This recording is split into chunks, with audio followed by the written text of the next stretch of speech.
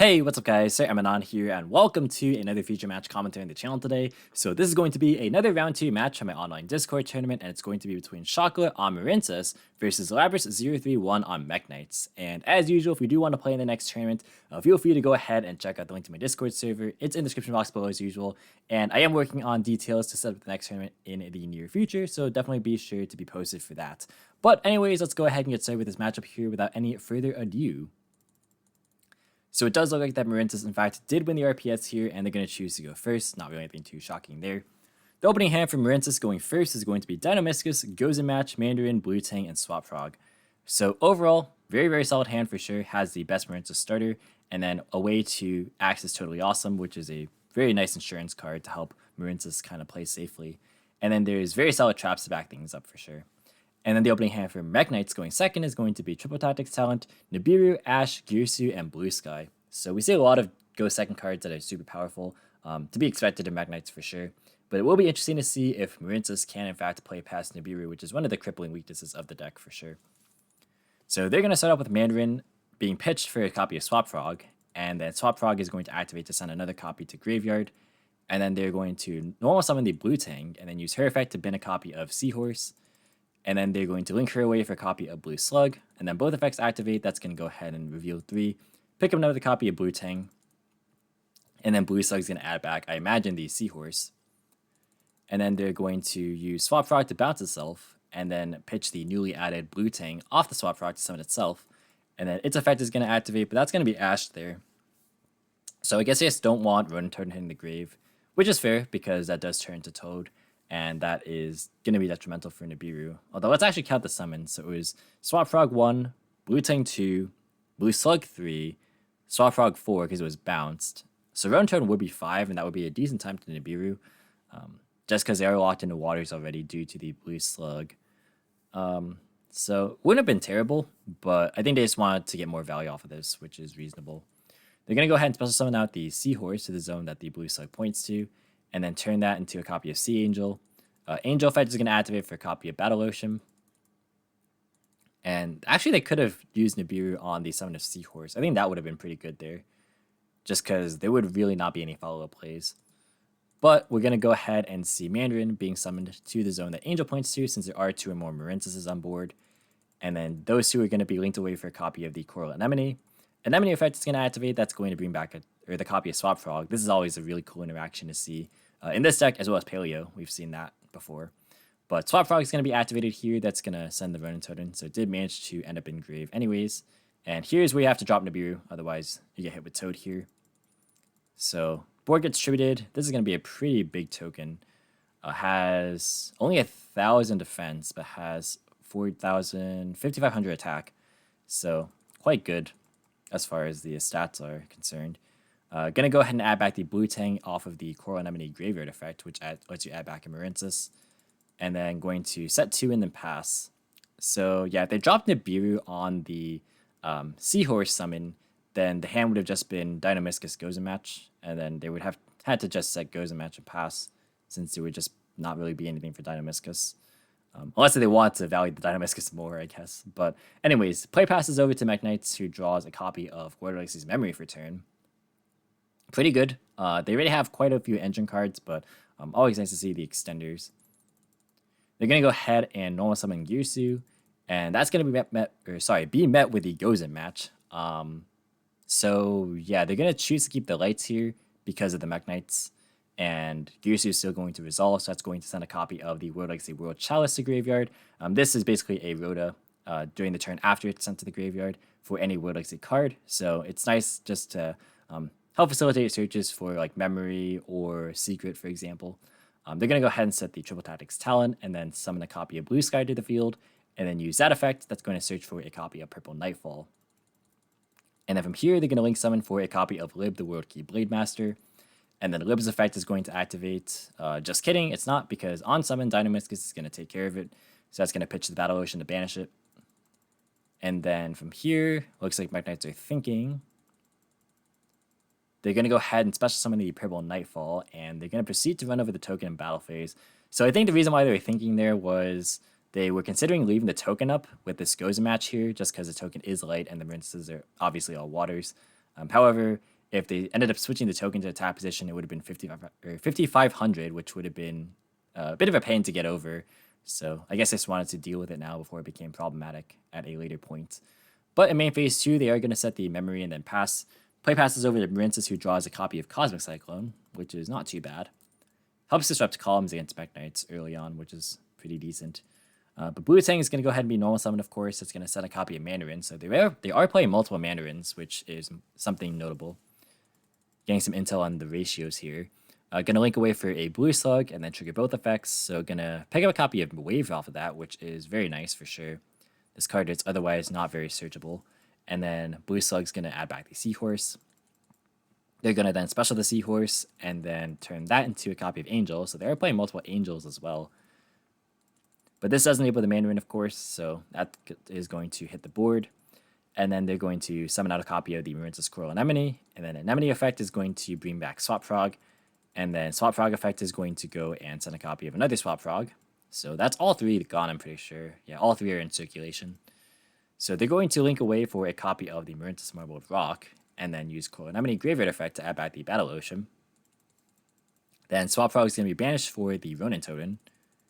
And then they're going to use Marble Rock effect to add back the Blue Tang, so the engines will cycle for next turn.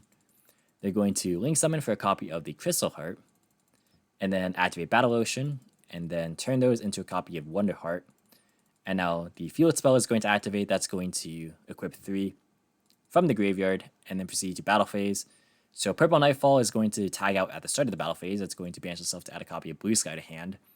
So this Wonder Heart is 4,400 because of 200 plus 600 for each material, so that's plus 2,000 attack, which makes this 44. But the effect can only be used if it battles a monster to unequip and special summon these equips. So yeah, by tagging out there, they are going to be effectively taking less damage while getting a search, so pretty good. They're going to attack and then pass after saying the Cosmic. So what's interesting here is that with Battle Ocean, it kind of sets up very nicely for Mekk-Knight columns, right? Because just every spell in Trap Zone is occupied at the moment. Nothing's vacant. So they're going to bring back the purple in standby phase after drawing Yellow Star for turn. And then they're going to special summon out said Yellow Star. And then use the effect that's going to force out this Cosmic Cyclone right here, which is going to be chained to hit the other spell and trap that's in the zone, currently unoccupied by any Mekk-Knights. So just trying to stop what is known to be Blue Sky in hand right now. So World Legacy World Chalice is going to be used next. That's going to activate to add a copy of World Legacy Key to hand. They're then going to activate the Key. That's the one that actually adds back banished Mekk-Knight monsters or World Legacy cards to the hand, and also negates trap effects. So what's interesting here is actually, even though it doesn't stop Gozen, obviously because it's not activating, it can stop the wave, which is known in hand, just by keeping this Mekk-Knight here, since there only is one column available to activate it in. So the World Legacy World Chalice is going to be picked back up from the banished pile, and then they're going to go out and special out the Blue Sky here. Blue Sky effect is going to activate. That is going to add a copy of Indigo Eclipse. And for those of you guys who don't know, Yellow Star and Red Moon are actually not once per turn. So if you actually manage to move this card with something like Indigo, you can actually clear multiple cards in different zones, which is interesting. But they're going to go ahead and go for a copy of Lib, although there is no World Legacy card in graveyards. This actually isn't legal right here. And they do catch that. So they are actually going to go for the Mekk-Knight Morningstar instead, which is good because it actually will pitch the World Legacy World Chalice, not only enabling a future search for next turn, but also getting access to Lib as well. So that's pretty cool to have like that kind of loop here. Going to go for a copy of Secret off of that. And then they're going to special summon out the Indigo. And then now they're going to go for the Lib. So they are going to go and use Lib's effect. They're going to let this resolve. You could try and use Wave to negate, but they also do have memory set. So at any time, they could just chain memory, special summon out a Mekk-Knight to the zone, or to the column that Wave would be in, and therefore it would just be negated. So yeah, I think that Mekk-Knights are in pretty good control of this game right now, excuse me. If you're asking to read the trap here, they're going to set a copy of Succession off of the Lib, and then going to turn those two into not access code because Gozen matchup is on the board. He thought it was light. It was fair. That's fair enough. Gonna go for Avermax, and then Lib effect is gonna shuffle back the Battle Ocean. They're then going to fire off this succession. That's going to bring back this purple. And then purple effect is going to activate for a search. They're going to chain Marincess Wave to try and negate it, but they're going to chain the memory. So that's going to summon out the red moon. And then purple is going to be added off purple. It actually can't be, though. Yeah, you can't add purple off purple. Yeah. So they're going to add blue sky instead. Right, good. They're catching all these, which is nice. Yeah, it's not like a blue Tang, which can actually add herself. Or like a Fox, I believe, also can add itself. But Red Moon's going to be activated now that Battle Ocean's off the board. So the Crystal Heart Protection is not applying here. And they're going to grab the effect of Coral Anemone as well as the Wonder Heart, which is going to special summon, I believe. Yeah, link 3 Alone Marincess from grave. That effect actually hasn't come up super often, so I had to make sure to check. So they're going to bring back Marbled Rock and then add back Sea Angel to the extra deck. Battle phase is going to go and use Avamax to attack into the Marbled Rock and then use the Avamax effect. They're going to use Marbled Rock to actually send a Marincess so that monsters cannot be destroyed by that battle. So, yeah, that's actually pretty decent. Keeps the Marbled Rock on the board, and then they can just use it to add back the blue Tang at the start of the next turn. They're going to set the secret, and then they're going to pass. Red Moon should go back to hand here because of the memory. So, yeah, they could secret here, though, and then bring back Indigo, which will deny the Marbled Rock. I think Mekk-Knight still win this game. Oh, well, they draw the blue Tang anyways, so must be nice. Yeah, that'll be pretty good here for sure. They're going to go main phase 1, and then they're going to activate Marbled Rock. They're going to chain the secret in response. So they're going to chain Dynamiscus actually to the secret. So that's going to go ahead and summon back the Indigo, and then we'll negate the Marbled Rock. And then they're going to go ahead and banish Swap Frog for Ronin Totem. And then they're going to use the Indigo Eclipse to actually move it. Yeah, so they're going to move it to the extra monster zone before Toad hits the board. And that'll cut off any potential Marincess Link monsters that are summoned there. Okay, so the question is, can you use Toad to negate Avamax in the damage step? You definitely can. Yeah. Because it negates activations. They're going to go ahead and summon out Blue Tang as a normal summon. This is a long game 1 here. That's going to send a copy of Pascalis. And then they're going to go for Blue Slug, and then Blue Tang is going to be activated. Obviously, this would be negated. So they're going to go ahead and actually reveal 3. Yeah, the Battle Ocean was actually put back. I was going to say, oh, they're playing 2, but no, they actually just shuffled back the same one off of the lib earlier. But they're going to pick up the Battle Ocean. That's going to be activated next. And then they're going to go for a copy of the Great Bubble Reef. And then the Field spell is going to be activated. And then they're going to go ahead and attack into the Avamax with the Great Bubble Reef. And then it's on 4400. They're going to activate Avamax, but then they're going to Toad negate it. And then Toad is going to go and add back the Seahorse. And then Avamax is also going to shuffle back the Gozen match.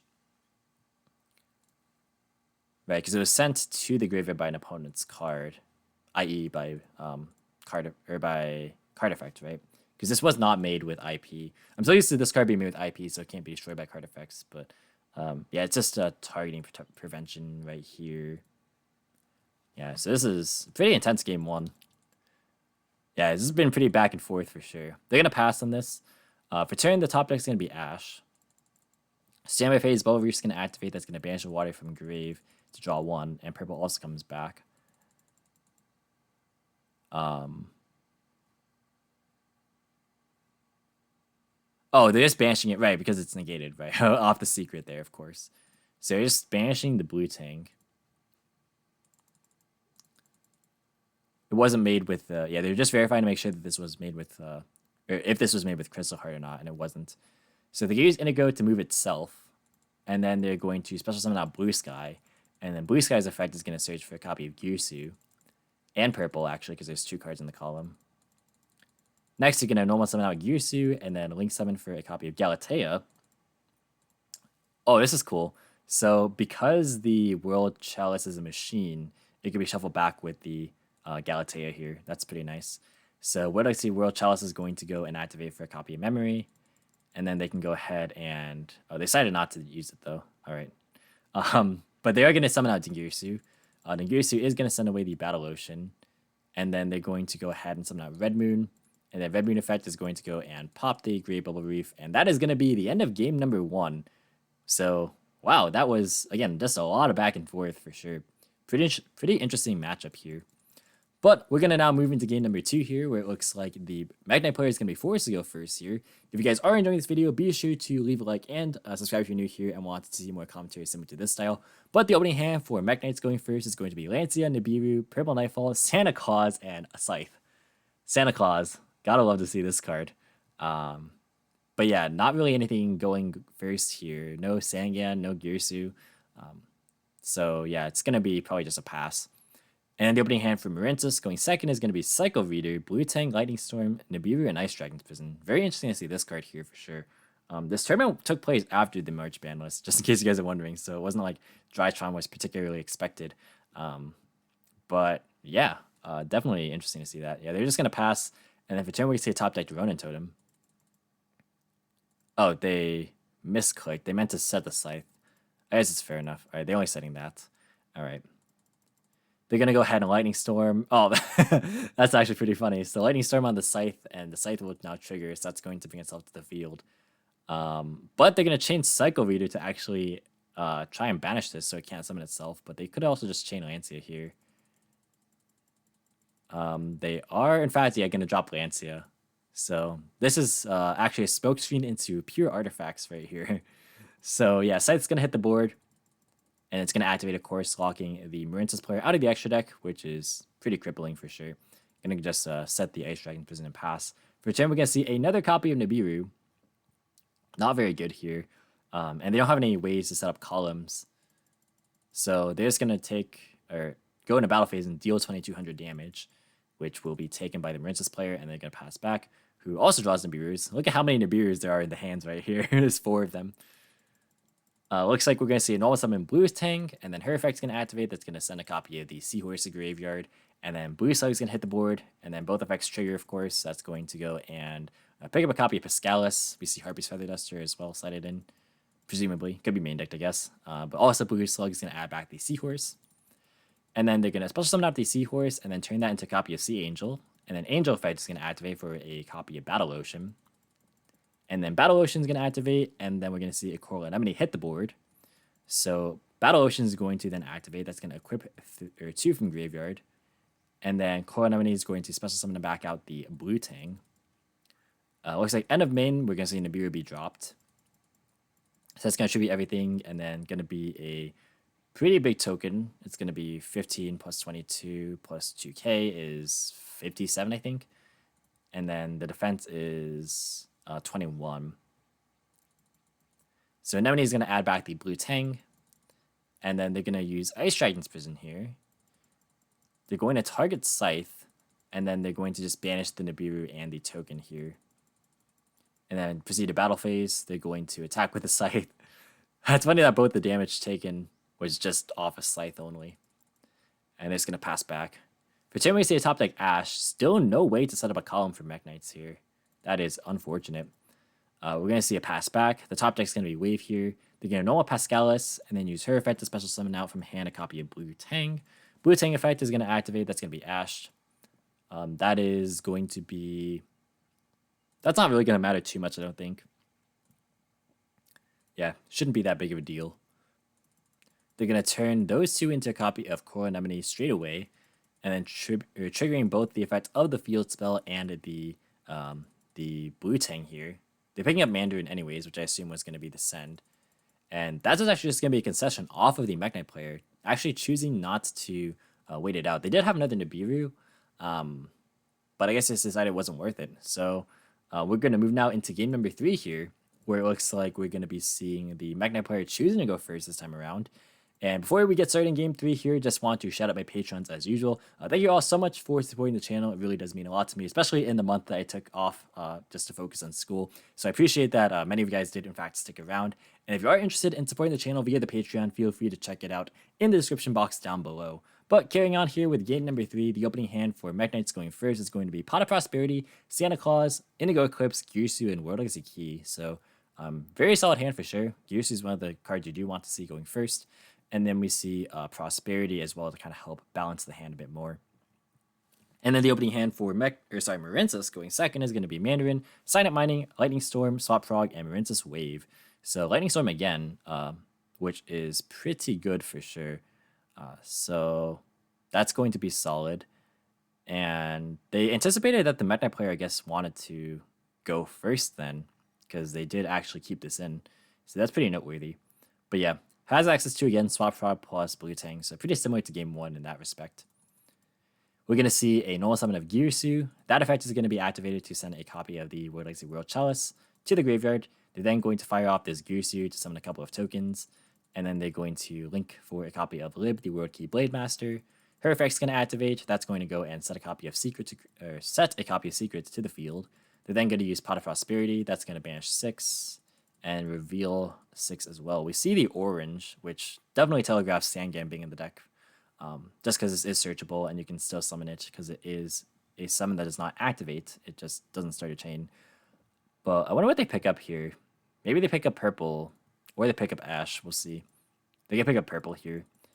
And actually, let's check out what was banished as well in the meantime off of the Prosperity while we go and wait for this. So Lib, Unicorn, BLS, Spectrum, Secure Gardner, and Almirage. Yeah, this definitely, again, gives away Sangan. We are going to see Purple Nightfall hit the board, and then its effect's going to activate. That's going to banish itself, and then add a copy of Blue Sky. And then they're going to special summon out Indigo, and then Indigo is going to be moving itself. They're then going to use Blue Sky, and then that's going to search for a copy of Girsu for next turn. And then they're going to link for a copy of IP Masquerena, and then pass. So, pretty solid. They have IP for an interruption, plus they have Lib interruption, and they have World Legacy Secret for 2 monster negates potentially. So, overall, pretty good.